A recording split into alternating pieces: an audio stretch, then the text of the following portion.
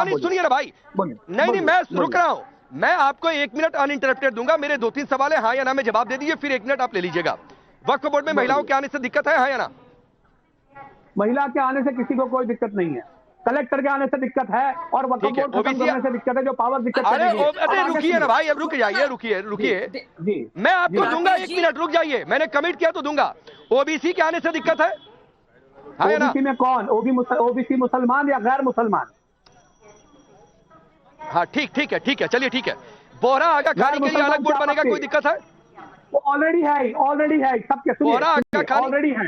ये बेवकूफ बना रही है वो मोदी सरकार, ऑलरेडी महिला। ठीक है, मेरा एक सवाल और, महिला उत्तराधिकार के अधिकारों का संरक्षण हो जाए, कोई दिक्कत है? बराबर हक मिले, सब चीजें ध्यान में रखी जाए, कोई दिक्कत है? अगर रिलीजियस ग्राउंड की बात है तो मैं ये कह रहा हूं कि उसके लिए सिविल लॉ की जब हम बात करते हैं तो रिलीजियस ग्राउंड पे बात करेंगे, रिलीजियस ग्राउंड की बात करेंगे तो उसमें जिसके हकूक है वो उनको मिलेंगे। अब आगे सुनिए, सुन लीजिए। मतलब दिक्कत है, सबसे बड़ा सवाल ये, मतलब दिक्कत है उससे, मतलब दिक्कत है आपको, आप नहीं चाहते कि महिला उत्तराधिकारी के अधिकारों का संरक्षण हो? अच्छा, अब मुझे एक सवाल का आप ये जवाब दीजिए, नरेंद्र मोदी तय करेंगे कि इस देश में मुसलमान 5 साल का मुसलमान है या नहीं, उसने नमाज पढ़ी या नहीं करी, वो तय करेगा। वक्फ की प्रॉपर्टी डोनेट करने के लिए, चलिए बताइए। अब आगे सुनिए, मैं आपको तो नमाज पर रोक रही है, सुनिए तो आपके आका तय नमाज पढ़ेगा उसके वक्फ बोर्ड आ जाने से रोक जाएगी उस पर। अब आगे सुनिए, आपने कहा अनइंटरप्ट बोलने दूंगा। अब आगे सुनिए, आपने सबसे बड़ा सवाल ये पूछा कि हमारे पूर्वज संविधान बना के गए थे। मैं ये पूछता हूं कि संविधान जब बन रहा था, अगर उस वक्त ये कहा जाता कि भाई इसमें से वक्फ बोर्ड बाहर निकाल दिया जाएगा, तो क्या मुसलमान एग्री होते? मैं वही बात कह रहा हूं, क्या सिखों का कुछ अधिकार होगा तो क्या उसके लिए सिख एग्री होते? अरे भाई, तब ये कहा गया था कि यूसीसी लेकर आइएगा, दिशा निर्देशक तत्वों में आप एग्री हो रहे हैं क्या? मतलब अपने हिसाब से चलाएंगे, ये गलत परिभाषा है। आप जानते हैं कि जब संविधान बना था तो वक्फ पर जिक्र नहीं था, वो 1954 में आया भाई साहब। हुकूक नहीं, आप इतना भी नहीं जानते। और 1995 में इस बिल को बिल लाया गया और वक्फ ट्राइब्यूनल को असीमित पावर दे दिए गए। आप ये भी नहीं जानते वक्फ बोर्ड जो है कई मुस्लिम देशों में नहीं है, वक्फ बोर्ड संविधान में नहीं है। इसलिए ये जो आपकी पूरी तुष्टीकरण की राजनीति के चलते आपने गद्दारी से मुसलमानों का नुकसान हो रहा है। मुसलमानों का खाने क्यों जीत रहे? आप जीत क्यों रहे? शाजिया प्लीज, दानिश आप भी रुकेंगे। आप करण वर्मा, अरे रुकिए भाई, रुकिए, बोलिए। मैं बाहर से हूं, आप लोगों को देख नहीं पाऊंगा, इसलिए रुकिए। करण वर्मा, देखिए एक बात तो साफ हो गई, हाँ जी, दानिश कुरैशी ने कह दिया कि महिला उत्तराधिकारी के अधिकारों का संरक्षण होगा, इसमें उन्हें दिक्कत है।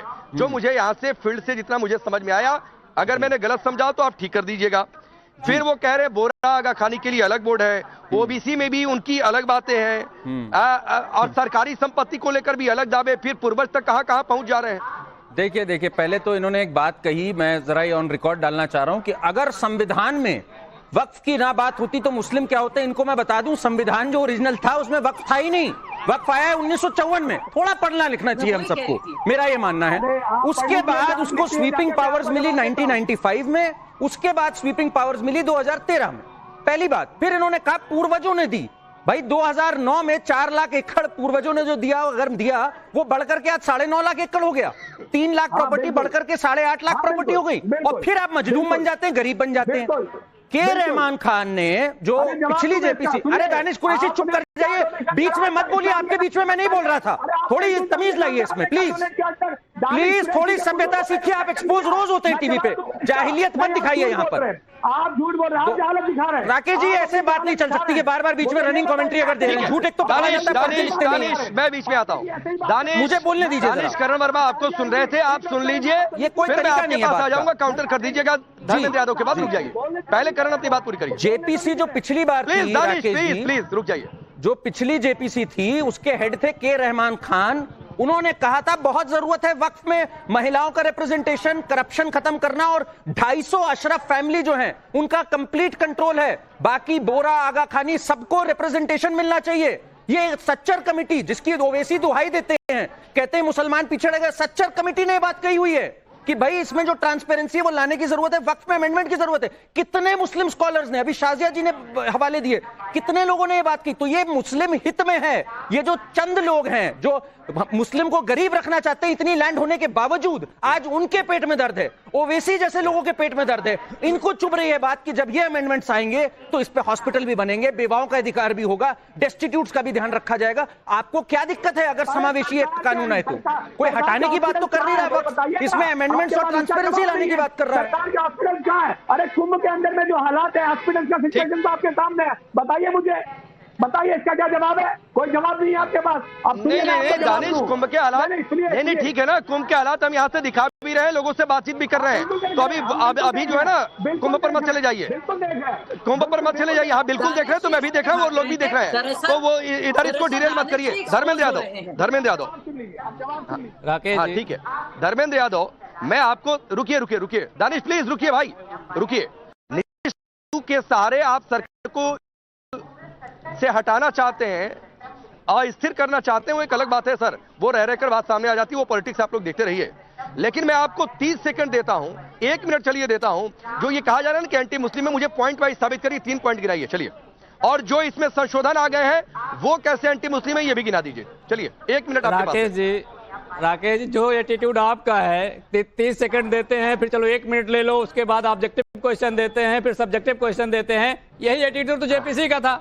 हम तो बार बार कह रहे हैं कि भारतीय जनता पार्टी जब से सत्ता में आई है वो संसदीय परंपराओं को तोड़ रही है। अब बोलने दीजिए, अब 30 सेकंड में भी आप 5 सेकंड ले लेंगे तो कैसे काम चलेगा?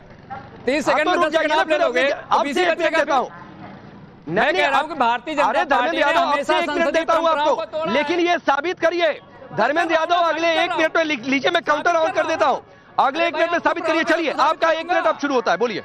मैं कह रहा हूं कि भारतीय जनता पार्टी ने हमेशा से संसदीय परंपराओं को तोड़ा है। जेपीसी की जो संसदीय परंपरा है वो ये है कि इंक्लूसिवनेस है, समावेशी है। अगर किसी विपक्ष का कोई नेता है, कोई सदस्य है, उसके सुझाव को भी जेपीसी मानती है, कंसीडर करती है। इस वाली जेपीसी ने क्यों कंसीडर नहीं किया? पहली बात। दूसरी बात, हर मीटिंग की मिनट्स ऑफ मीटिंग क्यों नहीं तैयार करी? क्यों? क्योंकि उसके चोर की दाढ़ी में तिनका है, उसे पता है कि पारदर्शी बनाएंगे तो हमारी कमियां लोगों को पता चलेगी। यह भारतीय जनता पार्टी की जो समावेशी की परिभाषा है वो गलत है।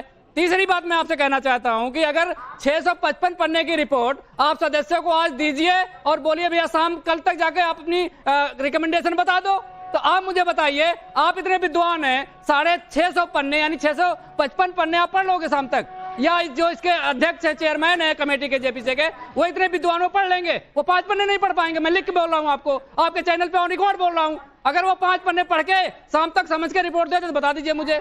इससे पता चलता है कि भारतीय जनता पार्टी जेपीसी की परंपराओं को तोड़ा, लोगों को अंधकार में रखा, पारदर्शिता नहीं रखा और शुचिता पे लगातार सवाल खड़ा होता है जेपीसी के। 1 मिनट हो गया भाई, देखिए 1 मिनट हो गया। अब सुनिए धर्मेंद्र यादव, अरे धर्मेंद्र यादव सुनिए, धर्मेंद्र यादव सुनिए, 1 मिनट हो गया, 1 मिनट से ज्यादा हो गया। अब सुनिए मुझे एक बात बताइए, इस 1 मिनट में मैंने आपको कहा था कि साबित करिए क्लॉज बाय क्लॉज, 2 ही क्लॉज गिनाइए कि ये एंटी मुस्लिम है, ये जेपीसी की परंपरा तोड़ी गई, ये समावेशी नहीं है, इस पर ज्ञान देते रहे, बिना पढ़े आप बता रहे हैं कि एंटी मुस्लिम है, तो पॉलिटिक्स हुई है भाई।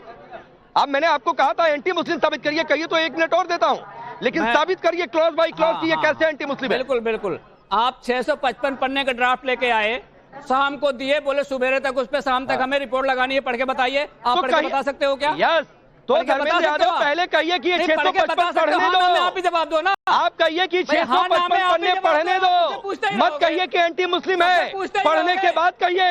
अब सुनिए, पहले मत कहा करिए। अब सुनिए, यही बात मैं कह रहा हूँ। आप तो बीजेपी की तरफ लड़ने लगते हैं। आप बात को सुनिए ना, मैं अगर कुछ गलत कर रहा हूँ उसको आप काउंटर करिए, बीजेपी से पूछवाइए उसको। भारतीय जनता पार्टी की शुचिता यह है, जहां कुंभ में आप खड़े हैं 2700 कैमरे लगाए थे, ड्रोन उड़ रहे थे, एआई बेस्ड कैमरे लगे थे, लेकिन जो आपके भगदड़ की घटना हुई उसमें मौतों का आंकड़ा ठीक है, कल इसी पर चर्चा हुई थी। इनकी शुचिता है, ये इनकी परंपरा है। धर्मेंद्र यादव भागिए नहीं सवाल से, धर्मेंद्र यादव भागिए नहीं सवाल से।